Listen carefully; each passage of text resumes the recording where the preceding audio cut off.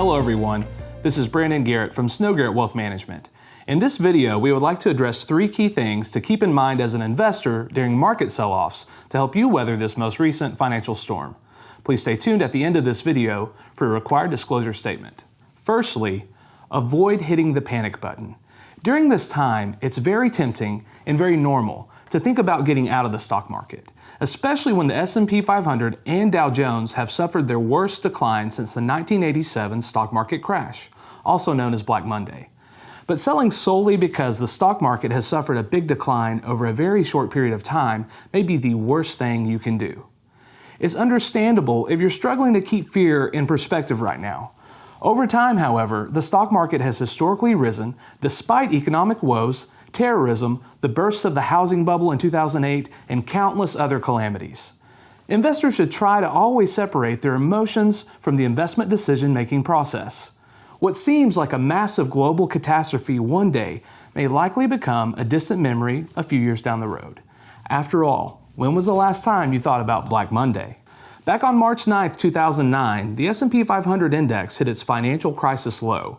10 years later, on March 8, 2019, the index's total return over that time was 17.5% per year. However, if you missed the 20 best days over that 10-year bull run, the annual gain was cut in half to 8.6%. This chart shows that pulling money out of the market, even for just a few weeks, could really cost you in potential investment gains.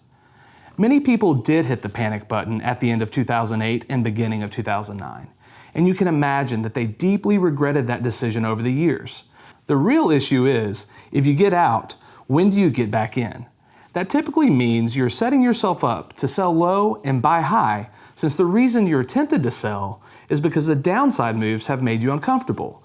And the reason you think you would buy back in is when things look better, which invariably means when stock prices have already began to rebound. Second, maintain a diversified portfolio. Having a percentage of your portfolio spread among stocks, bonds, and cash assets is the core principle of diversification. Doing so helps manage your risks because historically, not all parts of the market move identically at the same time. Losses in one asset category, such as stocks, may be mitigated by another, such as cash and bonds. Experienced investors often view bear markets as great buying or rebalancing opportunities because the valuations of good companies and solid assets get hammered down due to circumstances beyond their control. We are proactively assessing our client portfolios and making changes where we see long-term potential. And lastly, remember to think, reflect, sleep on it, and consult a professional first. When you started saving for retirement goals or other financial goals, you went through the process of assessing your comfort level with risk and made decisions accordingly. However, you probably never thought your risk tolerance would be tested like it is right now. If you're strongly considering making changes to your investments, do so in a thoughtful way and after careful consideration. Heightened volatility and rash decisions are the perfect recipe for long-term financial mistakes. We are here to give you the perspective and guidance you need to help weather this storm.